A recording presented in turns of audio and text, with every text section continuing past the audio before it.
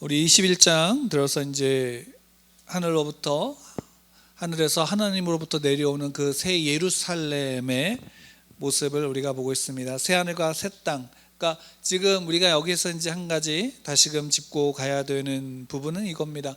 21장부터 이제 새 하늘과 새 땅에 하늘에서부터 하나님으로부터 내려오는 이 새 예루살렘의 이 장면은, 그러니까 이제 시간적인 순서로서 어떤 식으로 우리가 보면 이해를 하면 되냐면, 이제 심판이 다 있고, 그러니까 세상에 대한 하나님을 대적하는 원수에 대한 심판이 다 있은 다음에 그 새 예루살렘이 이제 새 하늘과 새 땅으로 가운데 임하고, 그 속에 이제 하나님의 구원받은 자녀들이, 백성들이 그 안에서 이제 새 예루살렘에서 어떻게 지내는가. 그래서 우리가 이제 그 새 예루살렘이 어떤 의미인가와 함께 우리가 지난주에는 그 예루살렘의 이제 그 모양을 우리가 함께 이제 나누었습니다. 물론 이제 우리가 그 예루살렘의 모습을 하나하나, 새 예루살렘의 모습을 볼 때에 중요한 것은 이 새 예루살렘의 모양이 이제 구약에서 보면 성전 안에서의 그 지성소의 모습과 같은 모습으로 이제 임하는 것을 통해서 이제 그 안에서 그 하나님의 임재가, 그 성전 안에 거하는, 성전 안에서 있는 모든 이들이 그 하나님의 임재와 그 하나님의 영광 가운데 함께 하고 있음을 이제 보여주었습니다. 그리고 이제 계속해서 이제 9절부터 나온 그 예루살렘의 모양이 이제 단순하게 그 새로운 것이 완전히 새로운 것이다라는 의미로서가 아니라, 구약의 12지파의 이름이 그 성문에 있고, 또 그 기초석은 12제자의 사도들의 이름이 기록되어져 있는 것을 통해서 구약에 있는, 구약으로부터 이제 있었던 그 약속, 그 언약이 완전하게 성취되어지는, 그 신약, 구약과 신약을 아우러서 완전하게 성취되어지는 모습을 보여주고 있습니다. 그러니까 우리가 이제 때때로 그럴 때가 있죠. 실제로 우리가 그 성경을 볼 때에 구약보다는 신약에 치중하는 경우가 많습니다. 그러니까 우리가 신구약에 다 하나님의 말씀이라고 믿고 고백하지만, 그 중에서 이제 잘 이해가 안 되어지는 부분, 그래서 받아들이기 어려워지는 부분 중에 하나가 뭐냐면, 구약에 나타난 하나님과 그 이스라엘 가운데 나타난 이제 기록들을, 그 성경에 대한 부분들, 그 하나님에 대해서 마치 신약의 예수 그리스도와 구약의 하나님이 다른 것과 같은 인식으로 우리가 고백은 하지만 그런 인식으로 받아들일 때가 있습니다. 그래서 구약에서 나타난 어떤 약속이 신약과는 별개인 것처럼 이해가 되는 경우가 많지만, 실제로는 여러분들이 그 고백하는 것이 맞습니다. 어떤 것이냐, 우리가 그 구약의 하나님이냐 신약의 하나님이냐 동일한 하나님이시고, 예수님 또한 그 하나님의 천지 창조한 그 순간, 그때부터, 창세전부터 함께 하셨고, 창조에 그때 함께 하신 것처럼 말세 그때도 예수 그리스도 함께 하시고, 그분이 다시 오심으로 말미암아 모든 심판, 또 하나님의 나라가 이 땅에 완전하게 임하는 모습을 요한계시록에서 보여주는 것을 계속 이야기할 때에, 구약에서 말씀이, 구약에서의 언약이 완전하게 성취되어지는 모습을 보여주고 있는 것입니다. 오늘 본문에서도 이제 마찬가지입니다. 오늘 본문은 이제 21절 이전까지는 그 새 예루살렘의 외적인 부분들이라면, 이제 22절부터는 어쩌면 성전, 새 예루살렘의 내부를 보여주는 겁니다. 근데 재밌는 것은 뭐냐면, 그 내부에 뭐가 없냐면 성전이 없다라고 이야기를 하고 있습니다. 그러니까 우리 성경으로 보면, 성 안에 내가 성전을 보지 못하였으니 이는 라고 이제 시작하고 있습니다. 그리고 23절에는 또 이야기합니다. 그 성은 해나 달의 비침이 쓸데없으니 라고 되어져 있는데, 이게 이제 원어로 보면 이렇게 되어져 있습니다. 조금 이제 이해하기 어려울 수도 있지만, 원어로 23절 그 해와 달의 부분을 보게 되어지면, 그리고 그 도시는 해와 달이 그것을 비추도록 하기 위하여 그것들을 가지고 있지 않다. 그러니까 이게 무슨 말이냐면, 해와 달이 빛으로 그 성전을 비추기 위해서 그곳에 있지 않다라는 것입니다. 그러니까 우리가 일반적으로 살아가는 오늘날의 시대에 낮은 밤에는 무엇이 비추냐면 해가 비추고 달이 비추죠. 그 빛으로 말면 우리는 세상을 볼 수 있게 되어지는데, 이제 새 예루살렘에는 그 해와 달이 필요 있다 없다? 필요가 없다라는 것입니다. 그러니까 지금 여기에서 우리가 봐야 되는 건 이겁니다. 그러니까 한 가지 좀 의아한 것은 이거죠. 새 예루살렘이 내려왔어요. 하늘에서 하나님으로부터 새 예루살렘이 내려왔는데 예루살렘 안에 뭐가 없어요? 성전이 없다라는 거예요. 이게 무슨 말일까요? 새 예루살렘 성전 아닌가요? 근데 그 안에 성전이 없다라는 것으로 이야기를 하고 있습니다. 그런데 그러면서 더 근본적인 부분을 이 안에서 담고 있죠.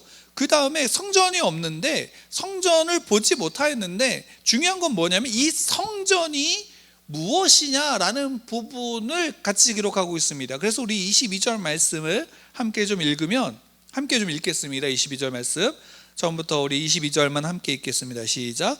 성 안에서 내가 성전을 보지 못하였으니 이는 주 하나님 곧 전능하신 이와 및 어린 양이 그 성전이심이라.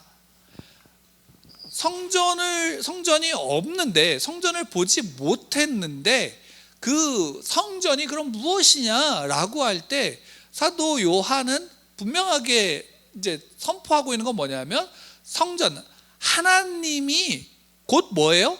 성전이시다라는 것이고 어린 양이 성전이다라는 겁니다. 그러니까 지금 우리가 여호와 하나님이 성전이다라는 것은 유대인들, 이스라엘 백성들에게 있어서는 구약 시대부터 내려왔던 그들의 역사 속에서 성전은 하나님의 임재, 하나님이 거하시는 곳. 그래서 우리를 구원하실 분이 누구이신가? 여호와 하나님이다라는 것은 그들이 다 고백하고 있지만, 실제로 그러면 신약에서 기독론적인, 그러니까 우리를 구원하신 분이 누구이신가? 예수 그리스도이시다, 그분이 메시아이시다라고 했을 때, 그럼 그 메시아이신 예수 그리스도도 곧 누구와 같은 분이다? 하나님과 같은 분이다라는 것을 통해서 함께 어린 양이 성전이다라고도 같이 이야기하는 겁니다. 그러니까 하나님과 예수 그리스도, 성자 예수 그리스도를 어린 양으로 표현하고 있지만 같은 동등한 분이다라는 것을 함께 이야기하면서, 우리가 그러면 성전이 무엇이냐라고 할 때 성전이 갖는 그 본질을 어떻게 하냐면 우리에게 알려주고 있는 겁니다. 그러니까 실제로 여러분 구약을 한번 보시면 구약의 역사 속에서는 이스라엘 백성들, 하나님의 백성들인 이스라엘 백성들에게 있어서 가장 중요한 것이 무엇이냐면 성전이었죠. 그들에게 성전이 굉장히 중요합니다. 그래서 실제로 그들이 그러니까 솔로몬의 성전과 그 솔로몬의 성전이 이제 다 파괴되어진 다음에 그들의 역사는 어떤 것으로 흘러가냐면 이 성전이 다시금 재건축되어지는 장면. 그래서 포로기 이후에 느헤미야라든가 또는 에스겔이나 이런 부분을 통해서 성전이 다시금 재건축되어지는 부분들. 그래서 실제로 포로로 돌아왔을 때 수룹바벨로 말미암아 성전이 건축되어지고, 또 느헤미야를 통해서 그 성벽이 건축되어지는 장면을 우리는 성경에서 보게 되어집니다. 그리고 그렇게 되어졌을 때 그들이 성전이 다시금 재건축되어짐으로 말미암아 자신들의 정체성이 그 안에서 다시금 회복되어지는 모습으로 이제 그것이 기록되어지고 있는 장면을 우리는 구약에서 보게 되어집니다. 그리고 이것은 실제로 신약 시대에서도 마찬가지입니다. 그 수룹바벨 성전이 또 파괴되어진 다음에 다시금 헤롯이 그 예루살렘 성전을 짓게 되어지죠. 그리고 그 성전이 다시금 지어짐으로 말미암아 그것을 중심으로, 그 예루살렘을 중심으로 이스라엘 백성들이 이제 다시금 뭉치게 되어지는데, 이것이 또 로마에 의해서 AD 70년경에 파괴되어집니다. 그리고 그 파괴되어지는 그 다음에 다시금 이스라엘 백성들 안에 어떤 움직임이 일어났냐면 이 성전을 다시금 재건해야 된다라는 이야기들이 나타났고, 그러나 그렇게 강하게 주장하는 이제 우리식으로 표현하는, 오늘날의 정치적으로 표현한다면 보수주의자들과 강건파와, 아니야, 지금 이거 성전을 다시금 재건축한다면 로마로부터 우리는 더 큰 희생을 당하게 될 수 있으니까 우리는 오히려 그 하나님의 말씀 토라를 좀 더 가르치고 교육할 수 있는 것들로, 그리고 그로 말미암은 선행, 그 온전한 삶을 살아가는 것으로 우리가 나아가야 돼라고 하는 유대인들 안에서 이제 그런 논쟁이, 다툼이 있었던 부분들이 있고, 또 그런 부분 때문에 반란을 일으켜서 로마와 싸우기도 하는 일들이 계속적으로 그들 이제 AD 70년 이후에도 계속 있었습니다. 그러니까 이런 상황 가운데서 사도 요한은 지금 이 요한계시록을 쓰여지는 그 당시에도 이런 논쟁은 있었을까요, 없었을까요? 있었던 거예요. 그러니까 실제로 중요한 것은 성전 그 자체, 건물 그 자체가 아니다라는 것을 이야기하는 겁니다. 그러니까 실제로 구약에서도 성전이 될 수 있었던 것은 성전 건물 때문이 아니라 그 성전 안에 누가 임하신 것, 하나님의 임재가, 하나님의 영광이 그곳에 있기 때문이다라는 거죠.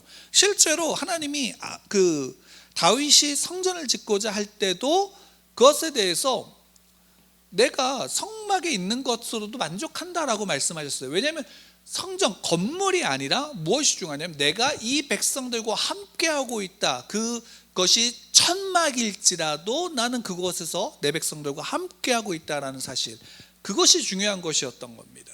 근데 실제로 성전이 지어졌을 때도, 솔로몬이 그 성전을 지을 때도 그 성전 그 자체, 건물 그 자체가 중요한 것이 아니라 그곳에 하나님의 임재가 있기 때문이다라는 사실을 성경을 통해서 우리는 계속 볼 수 있는 부분인데, 그럼에도 불구하고 건물이 주는 영향력이라는 것이 있죠. 실제적인 영향력.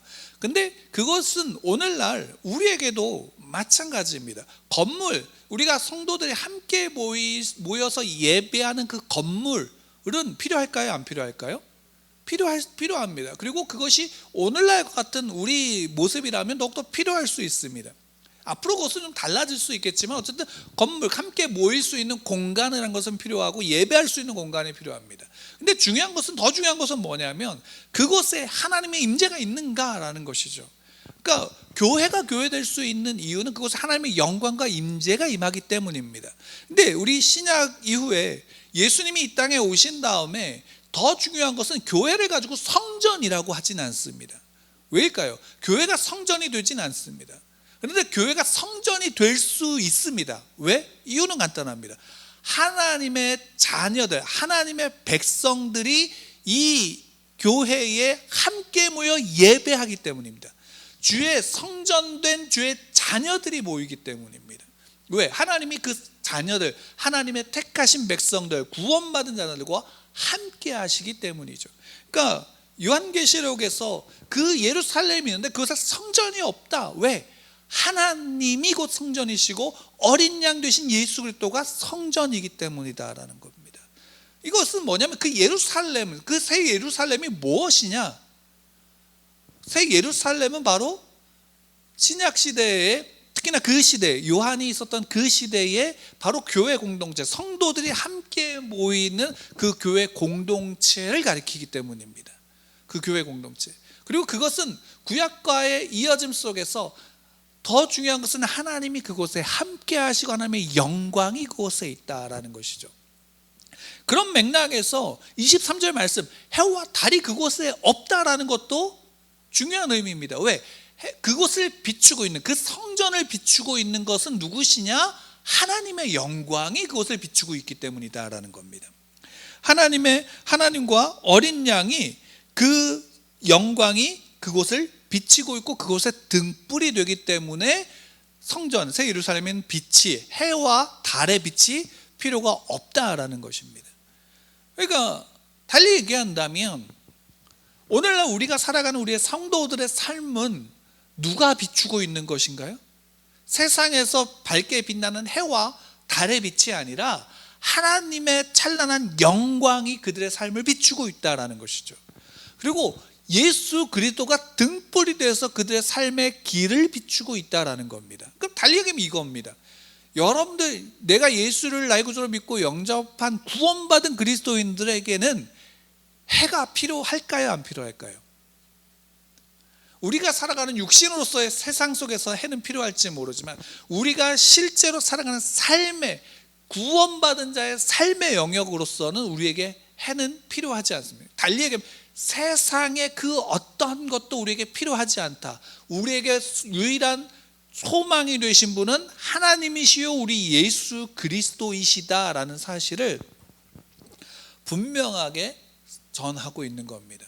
그러니까 당연히 온전하게 임한 하나님의 나라에는 해와 달이 필요가 없는 겁니다. 왜? 하나님의 찬란한 영광이 그 모든 것을 비추고 있고 예수 그리스도의 그 영광이 그것을 비추고 있기 때문입니다. 우리의 삶에, 그럼 우리 하나님의 나라를 살아가고 있는 우리 현재의 우리의 삶도 마찬가지다라는 겁니다. 여러분들의 삶이 어둡습니까? 세상에서 가지지 못한 것들로 인해서 어둡습니까? 근데 여러분들의 삶은 이미 빛나고 있다는 사실을 여러분들 기억하시고 그 하나님이 함께 하심을 믿으시는 여러분들 되기를 축원합니다. 그 빛 가운데 이제 그 예루살렘으로 누가 모이냐면 나라들이, 여기에는 이제 만국이라고 하는데 원어로 본다면 나라들입니다. 나라들이 모이고 또 그 다음에 이제 땅의 왕들이 그곳으로 모입니다. 근데 여기에도 이제 모이는데 여기서 재미있는 건 뭐냐면 땅의 왕들입니다. 여기에서 땅의 왕들은 어떤 사람들일까요? 땅의 왕들. 요한계시록에서 땅은 어떤 의미를 가지죠? 부정적인 의미입니까? 긍정적인 의미입니까? 요한계시록이 전체에서는 땅이라는 것은 부정한 세상, 그러니까 하나님을 대적하는 자들이 살아가는 그 세상을 뜻하는 경우가 많습니다. 그래서 땅의 왕들은 앞에서 대부분 거의 다 부정적으로 사용되어졌습니다. 근데 여러분, 아까 제가 서두에서 말씀드렸다시피 21장 새하늘과 새 땅, 새 예루살렘이 하늘에서부터 하나님으로부터 이 땅에 내려오는 그 시점은 그 모든 심판이 끝난 시점인가요? 끝나지 않은 시점인가요? 끝난 시점이다라는 거죠. 그럼 여기에서의 땅의 왕들의 땅이라는 것은, 땅은 부정적인 의미가 아니라 이제 하나님의 그 구원받은 자들이 모이는 그 모습을 뜻하는 것이고, 세계 만국이 이제 만국과 그 왕국의 왕들이 그 영광을 가지고 예루살렘 성으로 들어오는 장면인 겁니다. 근데 그 장면에 무엇이 없냐면 성문들이 닫히지 않는데요. 성문들이 닫히지 않는데 그 이유가 뭐냐면 거기에는 성문이 닫히는 시점은 언제예요? 밤이 되었을 때죠. 그러니까 닫히지 않는다라는 얘기는 그것에 밤이 없다라는 것을 다시금 뜻하는 겁니다. 왜? 하나님의 영광, 그 앞에서 하나님의 영광이, 그 찬란한 영광이 그 모든 하나님의 성전을 비추고 있기 때문인 거죠. 그리고 그 안에서 이제 그 안에서 주의 백성들이 그 모든 영광들을 통해서 하나님을 더욱더 영화롭게 하면서 그 안에 있는 자들 또한 그 하나님의 영광 가운데서 영화롭게 되어지는 그 장면을 우리는 볼 수 있습니다. 근데 여기서 재밌는 건 뭐냐면 굳이 땅의 왕들, 그러니까 나라들과 땅의 왕들이라는 표현을 쓴 장면입니다. 우리가 이제 이것이 왜 굳이 여기에다 이렇게 썼고 앞에서는 성전에 대해 성전이 없다라는 내용이 거기에서 들어갔는가라고 할 때는 우리가 이제 구약에서부터 그것을 좀 살펴볼 필요가 있는데, 특별히 이제 오늘 우리가 아브라함과 하나님이 언약하신 장면, 그러니까 아브라함을 하나님이 부르시는 그 장면, 우리 창세기 12장에서 보면 하나님이 아브라함을 부르시면서 분명하게 말씀하시죠. 우리가 잘 아는 말씀으로 12장 같이 한번 좀 찾아볼까요? 창세기 12장. 암송하시는 분들은 우리가 좀 암송해도 괜찮고, 12장에서 보면 2절만 함께 우리가 보겠습니다. 2절만. 창세기 12장 2절. 우리 다 아는 말씀입니다. 같이 읽겠습니다. 시작. 내가 너로 큰 민족을 이루고 내게 복을 주어 내 이름을 창대하게 하리니 너는 복이 될지라. 내가 너로 큰 민족을 이루고 내가 너에게 복을 준다라고 말씀하셨어요. 그리고 너를 창대하게 하리니 너는 복이 될지다 라고 했는데, 그 다음에 분명하게 말씀하시는 건 뭐냐면 너를 축복하는 자에게 내가 복을 내리고 너를 저주하는 자에게는 내가 저주하리니 땅의 모든 족속이 너로 말미암아 복을 얻을 것이다 라고 말씀하시죠. 큰 민족을 이룬다. 그리고 내게 복을 줘서 그들로 말미암아 그 복의 근원이 된대요. 복이 된다라고 말씀하시죠. 그러니까 이것은 뭐냐면 바로 그 아브라함과의 그 언약이 언제 이루어지는 장면을, 온전하게 이루어지는 장면을 예루살렘의 땅의 왕들이 모이는, 그러니까 나라들과 땅의 왕들이 모이는 장면을 통해서 그 언약이 온전하게 이루어지는 장면을 보여주는 겁니다. 그 실제로 그것이 완전하게 이루어지는 장면이 이 본문이라면 오늘날에도 그런 장면이 나타나나요? 안 나타나나요? 우리의 삶 속에서도 나타나죠. 오늘날에 온 복음이 땅끝까지 이르러 그 증인된 자들로 말미암아 퍼져가고 있고, 그리고 그 예수를 내 구주로 믿고 영접한 구원받은 자들이 세계 곳곳에서 교회 공동체로 함께 모이고 있다라는 것이죠. 그 안에는 바로 그들로 말미암은 영광이, 각자의 각 나라와 민족과 족속들의 영광이 그곳에서 하나님께 온전히 들려지게 있는 것이고, 또 하나님의 영광이 그곳에 그들과 함께하고 있다는 것입니다.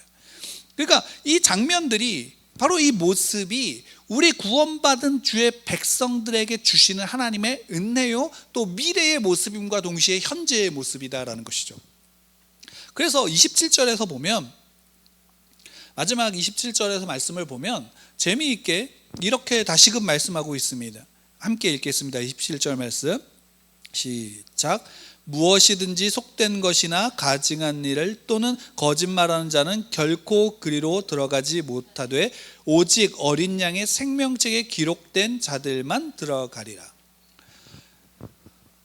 어린 양의 생명책에 기록된 자들만 들어간다. 소위 말하는 구원받은 자들만 그 온전한 하나님의 나라의 성전에 어떻게 한다? 들어가게 되어지는 거죠. 온전한 성전에 들어가게 되어지는데, 중요한 건 뭐냐면 그렇게 생명책에 기록된 자들은 앞에서 이야기한 27절의 말씀에서 앞에서 이야기한 것에 반대되는 자들이고, 그 반대되는데 그럼 어떤 자들이냐? 속된 것.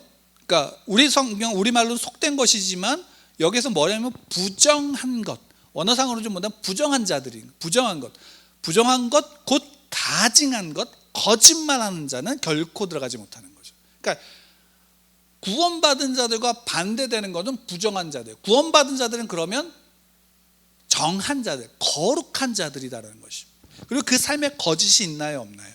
거짓이 없는 겁니다. 진실된 자들이죠. 그래서 우리가 지난번에도 함께 나눴지만 하나님 앞에서 주의 성도들은 진실되어져야 됩니다. 속이는 것이 아닌, 가리려고 하는 것이 아닌 진실된 자들. 그러니까 실제로 아담과 하가 죄를 지었을 때 그들이 하나님 앞에서 자신을 어떻게 했나요? 부끄러워서 나아가지 못하면서 자신을 가리웠죠. 그러니까 우리가 죄 앞에서 죄 지은 자들이 하나님 앞에 나갈 수 없는 것은 나를 가리기 때문입니다. 그 죄로 말미암은 타락과 부패가 하나님께 나아갈 수 없게 된 거예요. 부정한 자들인 겁니다. 그런데 그들은, 그 부정한 자들은 어떻게 하냐? 가증하고요, 거짓말한다라는 것이죠. 그러니까 반대로 주의 백성들은 이 땅에서 그러면 더욱더 거룩함 가운데 서는 겁니다. 그리고 거룩함다라는 것은 진실됨이 거기에 함께하는 것이고, 가증한 것, 더러운 것, 악한 것과 함께하지 않는다. 오만한 자의 자리에 앉지 않는다라는 것이죠. 우리가 그래서 그리스도인들이 이 땅에서 온전하게 임한 하나님의 나라에 대해서 그 땅에 들어가는 자의 온전함만을 통해서 미래에 그렇게 될 것이다 라는 것만 생각한다면, 오늘날 우리가 착각하는 것이 뭐냐면 지금 내가 하나님의 나라를 살아가고 있는 현재를 우리는 외면하게 되어지는 겁니다. 우리는 분명하게 오늘의 내 현재가 하나님의 나라를 살아가는 것이 미래의 온전한 임할 하나님의 나라를 기대하는 자의 온전한 모습인 겁니다. 여러분들의 삶이 하나님 앞에서 거룩하시기를 축원합니다. 그리고 진실되기를 축원합니다. 가증한 것들 가운데 엎드리지 마시고, 그 가증한 것들, 소위 말해서 짐승 앞에 엎드리지 말라는 겁니다. 믿음을 지키라는 것이고, 그 믿음을 온전히 주 앞에서 고백하는 자들, 그리고 그 믿음을 지켜나가는 자들, 짐승에게 절하지 않는 자들이 바로 참된 성도들의 모습인 겁니다. 여러분들 삶이 그런 복 가운데 있음을 믿고 나아가는 여러분들 되기를 축원합니다. 여러분들 삶에 하나님의 영광이, 여러분들 삶에 그 하나님의 찬란한 빛이 비추고 있습니다. 그 사실을 믿고 어둠이 아닌 빛을 보시고 빛 가운데 거하는 여러분들 되기를 축원합니다. 함께 기도하겠습니다.